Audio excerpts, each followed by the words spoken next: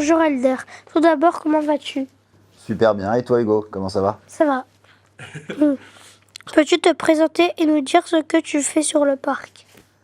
Alors, moi, je m'appelle Elder et donc j'ai plusieurs missions sur le parc.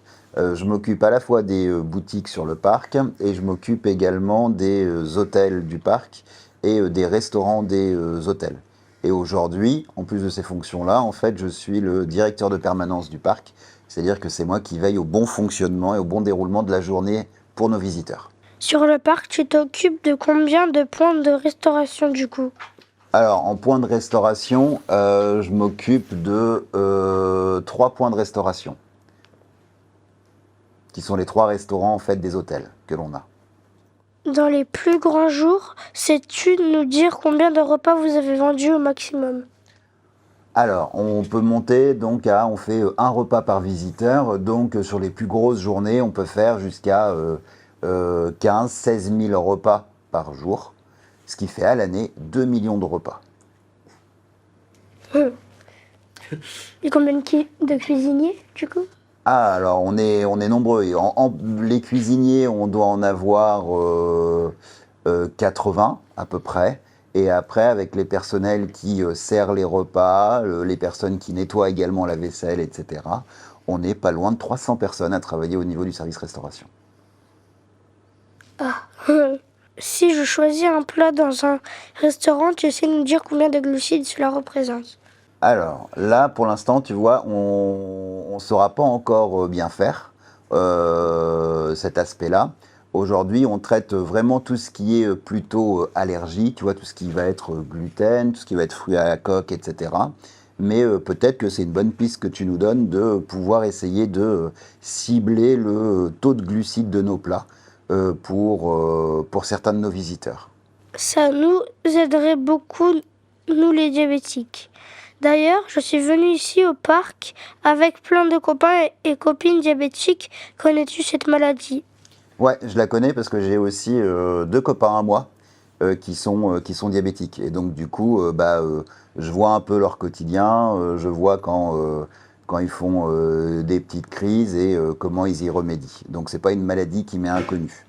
Moi, je fais des vidéos quand je peux avec des personnalités connues pour que l'on parle de la maladie. Et vous, à l'Arena, la grande salle de spectacle, quelles sont les plus grandes stars que vous avez eues par exemple? Alors, on a eu pas mal de concerts, ça fait qu'1 an et demi qu'elle est ouverte, mais la plus grosse star internationale qu'on ait pu avoir, c'est Sting. Tu le connais? Non. Non, c'est un vieux rocker. Un monsieur qui a une carrière de maintenant 40 ans et qui est anglais et qui est venu. Et donc, c'est vraiment une grosse, grosse star internationale. Mais on a reçu également ton copain, Kev Adams, avec qui tu as fait une vidéo. On a reçu également M. Voilà. M, il est déjà venu 2 fois dans la salle de l'Arena. Et on a reçu également Angèle, que je pense que tu connais. Voilà.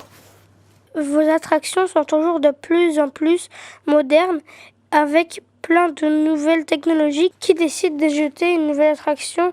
Alors, c'est vraiment les équipes du parc. Les équipes du parc, c'est à la fois les équipes techniques, à la fois la direction du parc et également l'équipe artistique. Et en fait, on décide de renouveler une attraction quand les gens commencent à nous dire que bon, elle a déjà un peu vécu, où il y a un peu moins de sensations, etc. Comment on les choisit? On a des gens qui se baladent un peu partout sur la planète et qui vont faire beaucoup de parcs d'attractions. Et quand ils voient quelque chose qui leur plaît et qu'ils se disent tiens, ça pourrait bien être présent au Futuroscope, ce serait bien pour nos visiteurs, on le ramène. Mais on ne ramène pas juste un manège qu'on achète.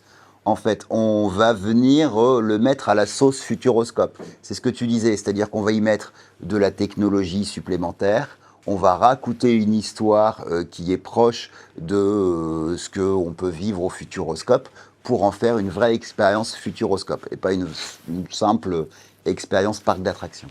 As-tu une exclusivité à nous donner pour la prochaine attraction qui arrivera dans les années à venir?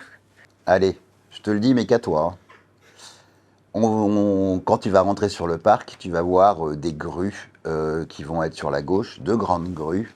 Là, ça va être la plus grosse attraction qu'on n'ait jamais construit au niveau du parc du Futuroscope.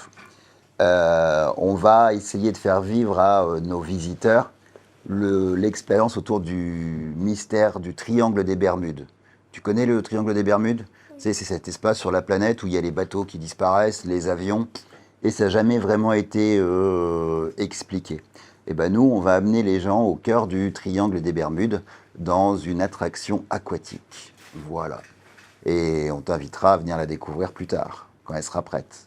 Merci beaucoup Elder, ça m'a fait très plaisir de pouvoir discuter avec toi, mais surtout n'hésite pas à t'abonner à ma chaîne YouTube Au Micro d'Hugo. Pas de souci. Je te souhaite une excellente journée sur le parc, Hugo. Merci.